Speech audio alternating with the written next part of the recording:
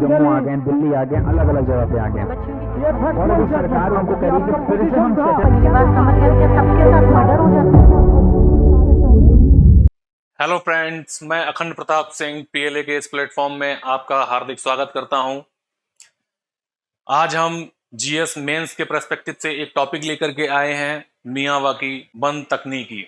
Miyawaki एक technique है जो कि कम समय में जंगलों को तैयार करने में बहुत ही उपयोगी है। इस टॉपिक के बारे में हम जानेंगे। ये टॉपिक आपके प्रीलिम्स के लिहाज से कि मियावाकी टेक्निक क्या है, ये किसने बनाई है, ये कब इजाद हुई, और मेंस के पर्सपेक्टिव पे एक शॉर्ट नोट्स जो लिखने के लिए आता है आपका 50 से 150 शब्दों में या 100 शब्दों में, उसके लिए बहुत ही महत्वपूर्ण होता है। तो आइए इस सेशन को स्टार्ट करते हैं, समझते हैं मियावाकी टेक्निक को। ये देखिए फ्रेंड्स, मियावाकी तकनीकी कम समय में घने जंगल उगाने की जापानी तकनीकी। फ्रेंड्स, इस तकनीकी का आविष्कार जापान में हुआ। इस तकनीकी की जरूरत क्यों पड़ी? इस तकनीकी की जरूरत खासकर निर्वनीकरण के होने के कारण पड़ी। बहुत तेजी से औद्योगिकीकरण बढ़ रहा है, कृषिगत भूमि लगातार विस्तार होती जा रही है, विश्व की जनसंख्या बढ़ती जा रही है, इसीलिए जंगलों का कटाव तेजी से बढ़ा। लगातार जंगलों के विनाश होने की वजह से प्रकृति में असंतुलन कायम हुआ और वन्य जीव हैं उन पर भी संकट मंडराने लगा।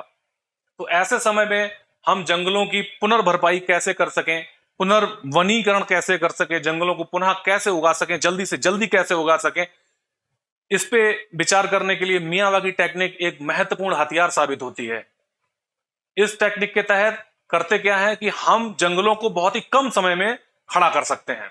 वैसे तो परंपरागत तौर पे जंगल खड़े होने में मान के चलिए 20 साल, 25 साल, 50 साल लग जाते हैं, लेकिन मियावाकी टेक्निक में हम जंगलों को बहुत ही कम समय में तैयार कर सकते हैं और इससे हमारा ग्रीन प्लेनेट है वो फिर से उत्पन्न हो जाता है और ग्लोबल वार्मिंग कम होने लगती है। तो मियावाकी टेक्निक काफी इंपॉर्टेंसी रखती है और ये प्रीलिम्स और मेंस दोनों के लिहाज से बहुत महत्वपूर्ण है, क्योंकि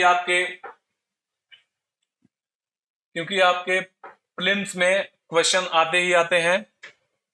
पूछ लेगा मियावाकी टेक्निक क्या है,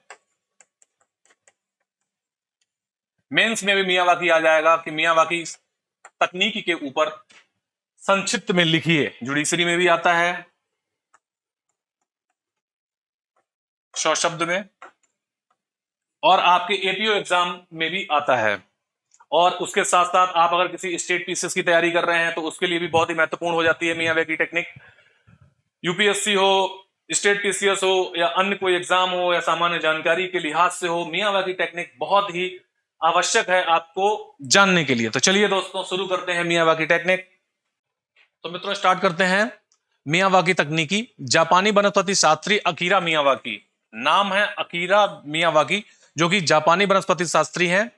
इनके द्वारा विकसित एक अनूठी वृक्षारोपण पद्धति है। ये क्या है? एक वृक्षारोपण पद्धति है, यूनिक टेक्निक है ये वृक्षारोपण के लिए। इसके जरिए बहुत कम जगह में देसी प्रजातियों के पौधों को बहुत पास पास लगाकर, कैसे पौधों को? देसी प्रजाति के पौधों को बहुत पास पास लगाकर केवल 2 से 3 वर्षों में एक सघन, आत्मनिर्भर और प्राकृतिक मिनी जंगल तैयार किया जाता है। केवल 2 से 3 वर्षों में मित्रों ये जंगल बनके तैयार हो जाता है मियावाकी टेक्निक के द्वारा। जहां परंपरागत तौर पे जो वन है लगभग 20 से 30 साल ले लेते हैं, तो वहीं मियावाकी टेक्निक के द्वारा ये केवल 2 से 3 वर्षों में एक जंगल, हरा भरा जंगल तैयार हो जाता है।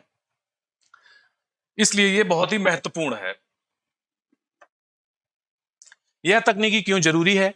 मियावाकी तकनीकी जापानी तकनीकी है। इसकी मदद से बहुत कम जगह में, कम समय में बेहद घने जंगल उगाए जाते हैं। यह तकनीकी इसलिए जरूरी है क्योंकि केवल 2 से 3 वर्षों में आत्मनिर्भर जंगल तैयार कर देती है, जो पारंपरिक विधि जिसमें 100 साल लगते हैं की तुलना में 10 गुना तेजी से बढ़ते हैं। पारंपरिक विधि है जिसमें 100 ऑफ ईयर्स लग जाते हैं, वैसे 20 से 30 सालों में भी एक जंगल तैयार हो जाता है नवीनतम डाटा के अनुसार। तो मियावाकी तकनीक में बहुत ही कम जगह में, कम समय में बेहद घने जंगल उगाए जाते हैं। यही इस तकनीकी की खास बात है और यही खास बात इस तकनीकी को जरूरी बना देती है, क्योंकि जहां पे हमें जंगलों को बहुत ही कम समय में तैयार करना होता है, हमारी भारत सरकार हो, चाहे WHO हो, चाहे UNEP हो, जो भी जंगल विकसित करना चाहती हैं, जल्द से जल्द हरित पेटिका को विकसित करना चाहती हैं, उसके लिए मियावाकी टेक्निक एक कारगर साधन सिद्ध हो रहा है। इसके लाभ क्या क्या है? पारंपरिक जंगलों की तुलना में ये जंगल 30 गुना अधिक घने होते हैं। सीधी सी बात है, घने हैं, घने होना इसका एक लाभ है। 30 गुना अधिक कार्बन डाइऑक्साइड सोखते हैं, और जंगल जो है कार्बन डाइऑक्साइड सोखते हैं और ऑक्सीजन को रिलीज करते हैं। इससे हमारा वातावरण जो है शुद्ध होता है। सामान्य से कई गुना अधिक ऑक्सीजन पैदा होती है। यह शहरों और सीमित जगहों में हरियाली बढ़ाने, तापमान कम करने कम करने का एक बेहद तरीका है। मियावाकी तकनीकी की मुख्य हानियां एवं चुनौतियां इस प्रकार हैं। इसके कुछ लाभ हैं तो इसके कुछ हानि भी हैं। लाभ इसके ये हैं कि बहुत ही कम समय में तैयार होता है। लाभ इसके ये हैं काफी घने जंगल तैयार हो जाते हैं। तीसरा लाभ यह है कि वनों उत्पाद हमें मिलने लगता है। चौथा लाभ है कि हमें बहुत ही ज्यादा बड़ी मात्रा में ऑक्सीजन मिलने लगती है और वन्य जीव संरक्षण होने लगता है। लेकिन इस तकनीकी की कुछ हानियां भी हैं, तो हम हानियों को भी देखेंगे। पहली हानि है इसकी उच्च प्रारंभिक लागत। मियावाकी टेक्निक से जंगल को विकसित करने के लिए जो है प्रारंभिक लागत जो है बहुत ही ज्यादा लगती है, क्योंकि मित्रों जब हम किसी जंगल को विकसित करेंगे तो हमें संरक्षण की आवश्यकता पड़ेगी, उसके पानी की आवश्यकता पड़ेगी, रख रखाव नियमित उसका संरक्षण करना पड़ेगा, निगरानी करनी पड़ेगी। तो इसलिए लगातार 3 से 4 साल एक बड़े पैमाने पे, बड़े भूखंड पे ये सब करना एक कॉस्टली चीज हो जाती है। इस तकनीक में पौधे बहुत पास पास लगाए जाते हैं, इसलिए गहरी खुदाई, खाद, जैविक कचरा और मिट्टी के विशेष उपचार की आवश्यकता होती है, जिससे सामान्य वृक्षारोपण की तुलना में यह विधि काफी महंगी हो जाती है। पहली हानि क्या है? ये महंगी है। दूसरी है पानी का अत्यधिक खपत करती है। घने रोपण के कारण पौधों के बीच पानी और पोषण तत्वों के लिए प्रतिस्पर्धा बढ़ जाती है। अब जब पौधे घने होते हैं तो पौधों के बीच कंपटीशन बढ़ जाता है, तो पानी की खपत मियावाकी टेक्निक में पारंपरिक वनों के विकास की तुलना में अधिक है। तो ये इसकी एक हानि है। शुरुआती 2 से 3 साल तक पौधों को नियमित और भारी सिंचाई की आवश्यकता होती है। शुष्क या अर्ध शुष्क क्षेत्रों जैसे गाजियाबाद और आसपास के इलाकों में यह जंगल संकट का कारण बन सकता है, जहां पर पहले से वाटर लेवल नीचे और वहीं पे आप मियावाकी टेक्निक का इस्तेमाल करने लगे जंगलों को उगाने के लिए, तो यह संकट का कारण बन सकती है और एक गलत डिसीजन सिद्ध हो सकता है। प्राकृतिक जैव विविधता का सीमित होना। इसमें प्राकृतिक जैव विविधता कम होती है, क्योंकि जंगलों में क्या होता है, जो पारंपरिक तरीके से, प्राकृतिक तरीके से जंगल उगते हैं, उसमें जंगलों का संतुलन बना रहता है। पेड़ों का जो अनुपात है, जो मिश्रण है, वो कुदरती हिसाब से, जलवायु के हिसाब से विकसित होता है।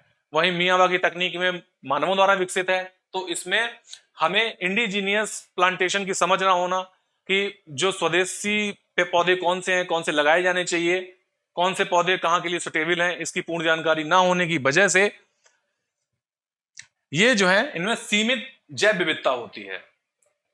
व्यक्ति जो है अपने हिसाब से पौधे लगा देते हैं, तो एक जगह मालूम पड़ा नीम ही नीम है, एक जगह पीपल ही पीपल है, एक जगह आम ज्यादा है, तो अनुपात जो है डिस्टर्ब हो जाता है। क्योंकि यह विविधि केवल एक छोटे सीमित भूखंड तक ही सीमित होती है, बड़े स्तनधारियों पक्षियों के लिए एक प्राकृतिक और विस्तृत आवास प्रदान नहीं करती है, छोटे सीमित क्षेत्रों में होती है, और इसके लिए इस वजह से ये विकसित आवास प्रदान नहीं करती है। और इसकी कमजोरी है कमजोर जड़ें, दीर्घकालिक स्थिरता। इसकी जड़ें भी कमजोर हो जाती हैं और दीर्घकालिक स्थिरता का अभाव रहता है। सघनता के कारण पौधे धूप पाने के लिए ऊपर की ओर बहुत तेजी से बढ़ते हैं, कई बार अपनी पूरी प्राकृतिक क्षमता तक विकसित नहीं हो पाते, और कुछ कमजोर पेड़ प्राकृतिक में आसानी से गिर सकते हैं।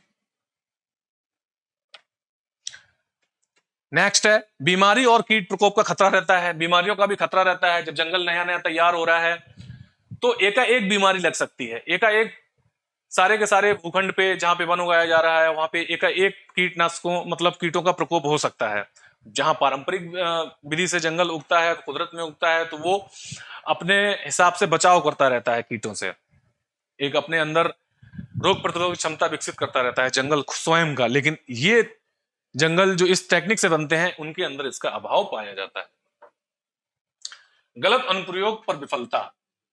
अगर मियावाकी टेक्निक का गलत इस्तेमाल कर लिया जाए तो विफलता मिलती है।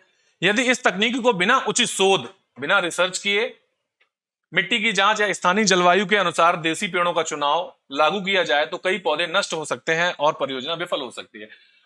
अब मालूम पड़ा कि आप मियावाकी टेक्निक का इस्तेमाल साउथ इंडिया में कर रहे हैं, जहां पे नारियल के पेड़ ज्यादा उगते हैं, और वहां पे आप ले जा करके कोई ऐसा पेड़ लगा दें जो शुष्क होता है, जैसे बबूल और कीकर, तो पहली चीज तो वो वहां विकसित नहीं होंगे, अगर हो भी गए तो वहां नुकसान पहुंचाएंगे। अगर राजस्थान है या जो शुष्क इलाका है, पश्चिमी उत्तर प्रदेश है, बुंदेलखंड का है, वहां पे आप ज्यादा जल की खपत करने वाले पौधों को लगा के मियावाकी टेक्निक से विकसित करने लगेंगे तो भी यह एक हानिकारक सौदा हो सकता है। अब देखिए भारत में यह तकनीकी कितनी कारगर है।